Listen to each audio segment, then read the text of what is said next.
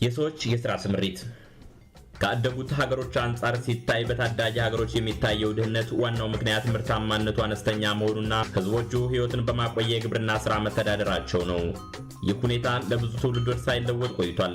አብዛኞቹ ህዝቦች ተነጣጥለው በተመሰረቱ የገጠር መንደሮች ስለሚኖሩ ስለተሻሻሉ የማምረቻ መሳሪያዎችና የአመራረት ዘዴዎች ምንም አይነት ዕውቀት የላቸውም።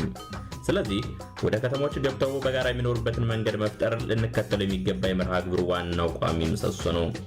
ከተሞችን መገንባት ብዙ ጥቅሞች አሉት። እነዚህ ጥቅሞች ሊተመኑ ስለሚችሉ ከተማዎችን ለመገንባት ከሚወጣው ወጪ የበለጡ ጠቃሚዎች መሆናቸውን ማስረዳት ይቻላል። በመጀመሪያ ደረጃ እንደ ንጹህ ውሃ፣ የኤሌክትሪክ ኃይል፣ የንጽህና አገልግሎት ስርዓቶችና ሌሎች መሰረታዊ አገልግሎቶችን ለከተሞች ማቅረብ በገጠር በተበታተኑ መንደሮች ከማቅረብ ርካሽ ነው። ሁለተኛ፣ ሰዎች በከተሞች ሲኖሩ የበለጠ ይነጋገዳሉ፣ ይለዋወጣሉ፣ የሚወዱትን ውጤታማ የሚሆኑበትን ስራ ይሰራሉ፣ የተረፋቸውን ምርት ይሸጡና የሚፈልጉትን ይገዛሉ። ህዝቦች በእቅድ ከተሰሩ ከተሞች መኖር ከቻለ ለሰፊ ስራ ዕድሎች እንዲጋለጥ ተጨማሪ አዳዲስ ስራዎችን እየፈጠረ የሰላምና የደስታ ኑሮ መኖር ይችላል።